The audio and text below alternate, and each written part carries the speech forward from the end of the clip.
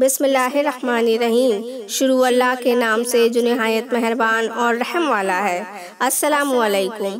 آج کی ویڈیو میں ہم آپ کو حضرت ایوب علیہ السلام کا قصہ سنائیں گے۔ حضرت ایوب علیہ السلام کس نسل سے تھے اور کس زمانے میں نبوت سے سرفراز کیے گئے تھے، اس مسئلے میں مفسرین اور مورخین اور اسرائیلی روایات میں بہت زیادہ اختلاف پایا جاتا ہے۔ تاہم احتیاط کے ساتھ ساتھ تمام تحقیقات کو سامنے رکھ کر کہا جا سکتا ہے کہ آپ کا زمانہ حضرت یعقوب علیہ السلام اور حضرت موسیٰ علیہ السلام کے درمیان کا 1500 قبل مسیح سے 1300 قبل مسیح کے درمیان ہے۔ قرآن پاک میں آپ کو صابر اور شاکر فرمایا گیا ہے۔ اللہ نے آپ کو سخت جسمانی مرض میں مبتلا کر کے آزمائش کی اور کامیاب پایا، اس لیے کلام پاک میں آپ کا تذکرہ فرما کر قیامت تک کے لیے مومنین کو نصیحت اور عبرت کا سامان فراہم کر دیا ہے۔ حضرت ایوب علیہ السلام کے بارے میں قرآن پاک میں بہت مختصر حالات بیان ہوئے ہیں۔ اس کے لیے سب سے بڑا مؤخذ توراۃ کا باب سفر ایوب ہے اور صحابہ کرام کے اقوال اور مورخین و محققین کے اقوال ہیں۔ حضرت ایوب علیہ السلام حضرت لوط علیہ السلام کے نواسے اور حضرت یوسف علیہ السلام کے بیٹے افرائیم کے داماد تھے۔ ان کی اہلیہ کا نام رحمت تھا۔ حضرت ایوب علیہ السلام کو اللہ تعالیٰ نے بہت زیادہ مال، دولت اور اولاد کی کثرت سے نوازا تھا۔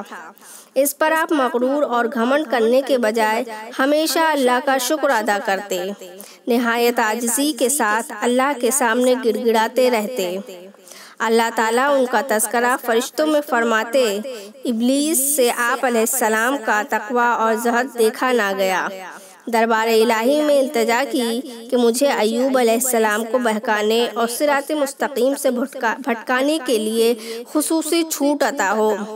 اللہ تعالیٰ نے اسے منظور کر لیا، لیکن شرط بتا دی کہ ان کے ذہن پر قابض نہیں ہو سکتے۔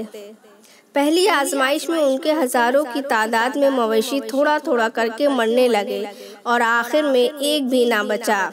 دوسرے مرحلے پر ان کے باغات کے پھلوں اور کھیتوں کے غلہ کو نقصان ہونے لگا اور دھیرے دھیرے سارے مال و اسباب ختم ہو گئے۔ پھر ان کی اولاد کا نمبر آیا، دھیرے دھیرے ان کے بیٹے، بیٹیاں، پوتے، پوتیاں، نواسے اور نواسیاں مرنے لگیں اور آخر میں سب مر گئے، صرف ان کی بیوی زندہ بچی۔ آخری آزمائش میں ان کے جسم کا مرض شروع ہوا۔ اس تمام مدت میں حضرت ایوب علیہ السلام ہر نقصان پر صبر اور شکر کرتے رہے، اللہ سے ذرا بھی شکوہ نہ کیا اور نہ ہی کسی کے سامنے اپنی مصیبت بیان کی، بلکہ ہمیشہ یہی فرماتے رہے کہ اللہ نے دیا تھا، اس نے لے لیا، اس کی مرضی پر ہم راضی ہیں۔ سب سے آخری سٹیج میں ان کے پورے بدن میں پھوڑے نکل آئے، سر سے پاؤں تک پھوڑے تھے، وہ پھٹ پھٹ کر بہنے لگے، ان میں کیڑے تک پڑ گئے، سخت بدبو آنے لگی۔ شیطان بہت خوش ہوا کہ اب میں جیت گیا۔ اس تکلیف کے بعد بھی وہ صابر اور شاکر نہ رہ سکیں گے۔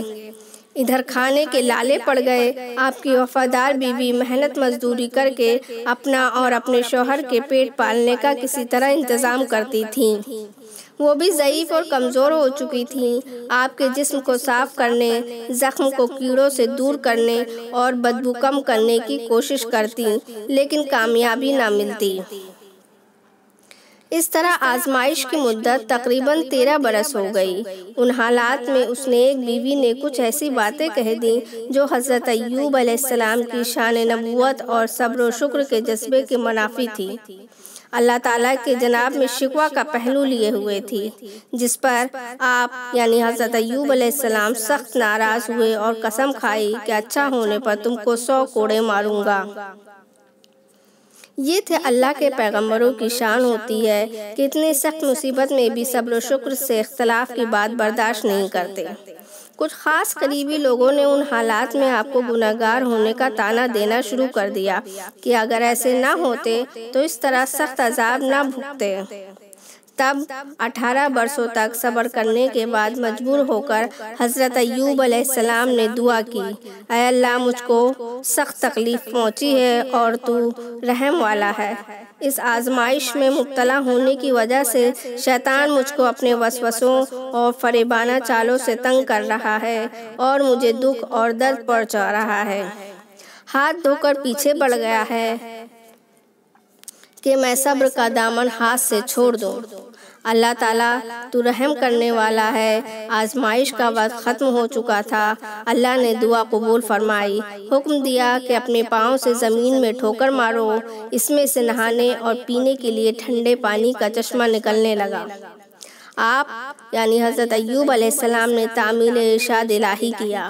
پہلی ٹھوکر مارنے سے جو چشمہ پھوٹا اس میں آپ علیہ السلام نے غسل فرمایا، جس سے جسم کا سارا ظاہری مرض ختم ہو گیا اور آپ تندرست، توانا اور خوبصورت جسم کے مالک بن گئے۔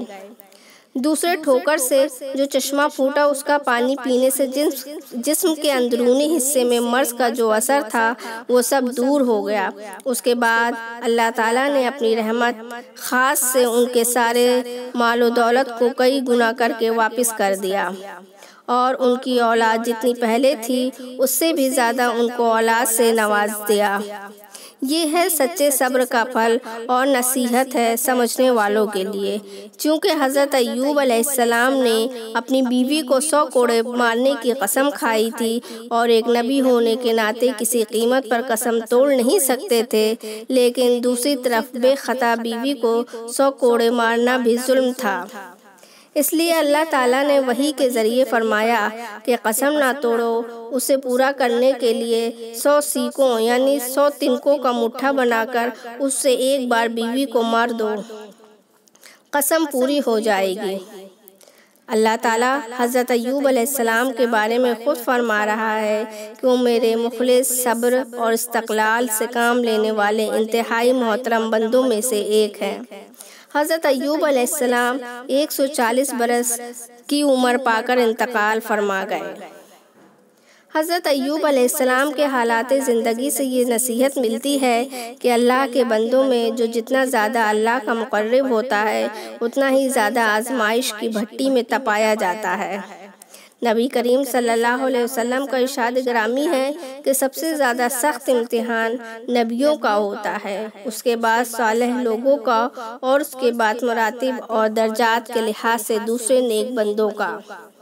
دولت، شان و شوکت کے حالت میں اللہ کا شکر ادا کرنا زیادہ مشکل نہیں ہے، لیکن سخت مصیبت، غریبی اور افلاس میں صبر و استقامت کا ثبوت دینا بہت مشکل ہے۔ اس میں جو کامیاب ہو جاتا ہے اس کے لیے اللہ کی رحمت جوش میں آ جاتی ہے۔ انسان کو کسی حالت میں بھی اللہ کی رحمت سے مایوس نہیں ہونا چاہیے۔ شوہر اور بیوی کے تعلقات میں سب سے زیادہ محبوب چیز وفاداری اور استقامت ہوتی ہے۔ اس لیے شیطان کا سب سے اہم کام میاں بیوی میں بدگمانی اور عداوت پیدا کرنا ہے۔ شیطان کے شر، فتنہ، بہکانے، پھسلانے سے محفوظ رہنے اور خود اپنے نفس کے شر سے بچنے کے لیے اللہ کی پناہ مانگنی چاہیے۔ اللہ تعالیٰ ہم سب کو شیطان کے شر اور فتنے سے محفوظ رکھے۔ یہ تھا قصہ حضرت ایوب علیہ السلام کا۔ انشاءاللہ اگلی ویڈیو میں پھر ملیں گے۔ جزاک اللہ خیرا۔ اللہ حافظ۔